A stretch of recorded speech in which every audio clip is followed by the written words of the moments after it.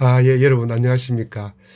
이제 느림보 여행, 이제 우리가 은퇴를 하시고 좀 어느 정도 시간이 있을 때, 또 그다음에 건강도 좀 있을 때 좀 여유 있게 가보고 싶은 곳을 한번 가보자 하는 취지로 이제 세계 여행에 대해서, 자유 여행에 대해서 말씀을 드리고 있습니다. 그래서 지난 시간에는 그 에어비앤비를 통해서 우리가 머물 숙소, 남의 집을 이제 공유해서 쓰는 그 에어비앤비를 한번 어떻게 구하는지에 대해서 말씀을 드렸고요. 이제 또 에어비앤비만 구해서 있다 보면은 또 뭔가 좀 짝이 안 맞는 경우가 있습니다. 왜냐니까 에어비앤비 집을 구할 때 이 교통이 편한 그런 곳이 아닌 조금 한적한 곳에 있을 수가 있거든요. 이제 일반적으로 호텔이나 이런 데는 뭐 조금 관광지 중심이 되든지 이렇게 해서 대중교통이 많이 편할 수가 있습니다. 그러나 이제 에어비앤비는 어느 곳에 있을지도 모르기 때문에 이제 교통이 좀 제한적일 수가 있기 때문에 이제 렌트카를 한번 하는 것을 좀 제가 알려드리고자 합니다. 그래서 이제 뭐 첫째로 외국에 가서 차를 빌려서 운전하는 것이 그게 좀 뭐 두렵기도 하고 사고가 나면 어떡하지 하는 그런 마음도 있을 수가 있는데 사실 뭐 한국에서 운전을 하실 정도면은 뭐 외국 가서 못할 게 하나도 없죠. 뭐 큰 대도시에서 운전을 다 해오신 분이라면은 정말 못할 게 전혀 없다 그런 생각이 들고요. 이제 내비게이션 또 구글 맵, 이 또 음성 지원이 또 한국어로도 다 되거든요. 그래서 이제 영어를 못한다, 뭐 외국어를 모른다 이것은 그냥 다 좀 핑계이고요. 좀 뭐 도전 정신 조금만 있으면은 충분히 할 수 있는 것이다 그런 생각이 듭니다. 지금까지 뭐 베이비 부모 세대로 살아오신 많은 분들이 참 치열한 경쟁 속에서 살아오셨을 테고요. 뭐 그 정도 못 하겠습니까? 그죠? 뭐 그런 이제 마음을 갖고 한번 해보시면은 어떨까 그런 생각이 드는데요. 이제 렌트카 하면 비싸지 않을까 또 이런 생각을 할 수 있거든요. 근데 생각보다 렌트카를 하면은 오히려 비용이 절감되는 부분이 많이 있는데요. 첫째로 이제 에어비앤비를 구할 때 조금 사람들이 많이 안 가는 쪽으로 구하면은 중심가에 있는 것보다 좀 쌀 수가 있습니다. 그러니까 오히려 차를 가지고 다니는 것이 더 싸게 칠 수가 있다는 것을 말씀드리고요.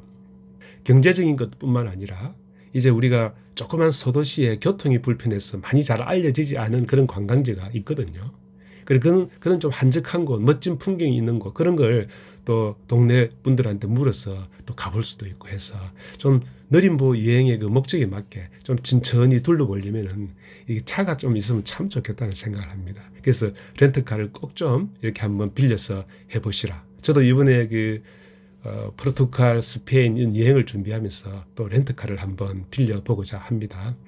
제가 2016년도에 일이 있어서 학회일로 이렇게 독일에 갔다가 시간을 좀 먼저 가서 이제 짧은 제한된 시간에 좀 볼 곳은 많고 해서 렌트카를 해보니까 그 조그만 소도시에 이런 데 다니기가 너무 좋았고 또 아우토반도 한번 달려보면서 그 10일 남짓한 그 시간에 정말 이렇게 많이 돌아볼 수 있어서 참 좋았다는 생각을 합니다. 그래서 여러분들도 해외여행을, 자유여행을 준비하신다면은 이 렌트카를 꼭 한번 해보셔서 좀 질 높은 그런 여행이 되시기를 정말 간곡히 바랍니다.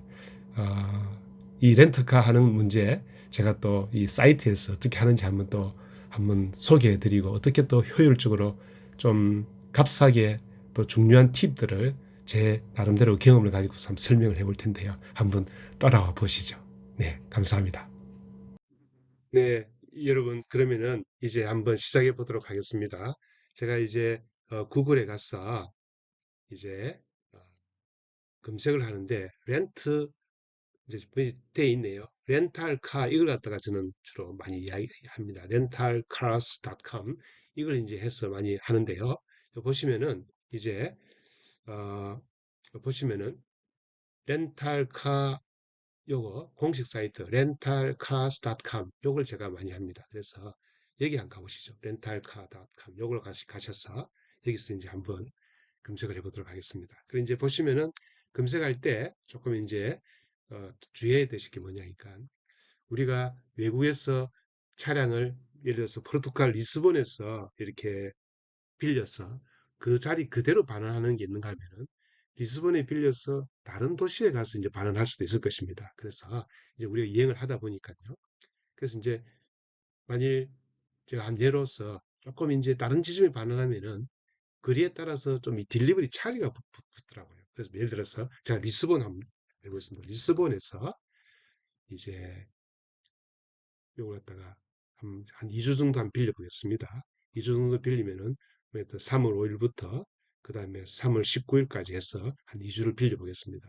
그렇게 했을 경우에 이제 금액을 이제 검색을 한번 해보겠습니다. 여기 여러 가지 엔터프라이즈, 유럽, 에비스, 뭐 CX 이런 헐츠 뭐 아주 여러 가지 이제 차들이 많이 있습니다만은 이제 이런 이제 검색을 지금 하고 있습니다. 하고 있는데 이걸 가지고 이제 해보시면은 이제 여기 옵션을 좀 찾을 수가 있습니다. 나는 꼭 뭐 공항에 가서 해야 되겠다, 뭐 아니다, 뭐 이런 걸 가지고서 이런 것들을 찾을 수가 있는데요. 이런 이제 가격도 이제 일일 기준으로 한 좀 싼 걸 하게 해야 되겠다. 그럴 수도 있고요. 또 뭐 에어컨, 포도어, 전기차를 하게 할 수도 있을 것이고요. 이제 주로 대부분 이제 키로수가 제한이 없는 무제한 차들이 많이 있더라고요. 이제 변속기 문제인데요. 이 수동이냐 그 오토매틱이냐 매뉴얼이냐에 따라서 또 이제 가격이 좀 달라지기 때문에 유럽은 아마 환경적인 문제 때문인지 이 수동도 아직도 많이 이제 권하고 있는 상황입니다. 그래서 소형, 주형, 대형, SUV 이제 이런 걸 따라서 이제 한번 또 이제 연료 정책에 따라서 처음에 그 우리 한국 똑같이 주요한 그 풀로 채워서 반납해라. 뭐 동일한 양과 뭐 이런 게 있죠. 그죠? 그래서 이제 여러 가지 이제 뭐 이렇게 다양한 이제 업체들이 이제 쭉 있고 합니다. 그죠? 그래서 먼저 이제 이렇게 검색된 것 중에서 저희들이 이제 사람이 이제 몇 명에 따라서 만약 두 명이 부부끼리 친구끼리 두 명이 간다면 이 소형차도 괜찮을 것 같아요. 왜냐하니까 이제 짐이 얼마 없기 때문에. 그런데 이제 네 명이서 갔다 하면은 일단은 뭐 여성분들은 큰 캐리어를 이제 기본적으로 많이 가져가시니까요. 그래서 이제 그런 내 캐리어를 갖다가 다 실을 수가 없기 때문에 보통 SUV 조금 큰 차를 하면은 캐리어를 3개 정도까지는 실을 수가 있습니다만, 여기 보시면 큰 가방 3개 해놓지 않습니까? 그래서 이제 그런 것도 좀 고려를 하셔야 될 것 같아요. 그래서 싸다고 무조건 구하는 것이 아니고 좀 가격과 또 우리가 형편을 보면서 이런 차를 갖다가 구글에서 찾아보면은 요 뒤에 트렁크, 뭐 볼크스바겐, T, 록, 저도 이런 차 잘 모릅니다만은 트렁크 이러면은 구글에 사진이 사이즈가 딱 이렇게 많이 나오더라고요. 그러면 그런 걸 이렇게 고려해서 내가 가지고 가야 될 트렁크 캐리어 사이즈 이런 걸 고려해서 하시면 좋겠다. 그래서 이제 같은 곳에다가 반환할 때는 가격이 좀 싼데요. 이제 요런 같은 경우에 2주 빌리는데 14만 2천 원. 물론 나중에 또 보험료가 추가가 됩니다만 한번 들어가서 한번 보도록 하겠습니다. 이 들어가 보시면은 이제 요 보시면은 같은 곳에다가 반환하기 때문에 아주 딜리버리 차지가 없습니다. 그래서 이제 요는 14일 동안 요 정도 하게 되고요. 또 여기 보험이 이제 조금 들어가는데요. 추가 옵션으로 예약을 하게 되면은요. 이제 우리가 이제 빌리는 위치, 리스본 공항에서 있는데, 근처에 있는데 이 셔틀 버스를 제공해 주는 것이죠. 자기 요 업체가 공항 내에 있는 것이 아니고 리스본 공항에 조금 가까이에 있는데 이 셔틀 서비스를 제공해서 자기가 자기 업체까지 올 수 있도록 한다. 이런 것들도 교통편도 미리 생각해 보시는 것도 이제 좋은 그 방법입니다. 이걸 빌릴 때 이렇게. 그래서 이런 이 클래스 웨건 저는 이번에 처음 들어봤습니다만 이 업체들이 이제 포르투갈에서는 많이 있구나 하는 것도 알게 되었습니다. 그래서 이제 예약을 이제 계속 한번 해보시면요. 이거 한번 해보시겠습니다. 해보시면은 이제 이런 풀 커버 보험을 갖다 꼭 들어야 되는데 여기 한 20만 원 정도 되죠. 그죠? 배보다 배꼽이 큰데요. 요 렌트카 요금 14만 2천 원 하고 요거하고 합치면은 이제 요 정도 가격이에요. 그 요걸 이제 가면은 이제 예약하러 가면은 이제 카드로 결제를 하기 때문에 보통 이제 비자나 또는 아메리칸 익스프레스, 마스터카드 이런 걸로 이제 결제를 하게 되고요. 자기 주 운전자 정보라든지 그 다음에 또 연락처를 또 이제 넣어놔야 되고요. 청구지 주소 이런 걸 기본적으로 이제 넣어주시면 되고요. 요 결제 요거만 정확하게 해주시면은 결제하는데 전혀 문제가 없습니다. 나중에 또 취소를 하게 되더라도 이 48시간 전까지는 무료로 취소가 가능하다고 하니까 14일 빌리는데 35만 원 정도 보험까지 합쳐서 또 여기다가 우리가 운전자 한 명을 더 추가한다면은 한 뭐 20유로 정도 현재 운전자를 또 추가를 해서 운전을 할 수가 있게 됩니다. 그래서 그런 식으로 하면 되고요. 제가 여기서 말씀드리고 싶은 것은 동일한 장소에다가 반환을 하면은 가격이 좀 더 싸고 예를 들어서 이제 물론 이제 차를 또 큰 것을 할 것이냐 작은 걸 할 것이냐에 따라서 금액을 더 낮게 우리가 찾을 수도 있을 것입니다.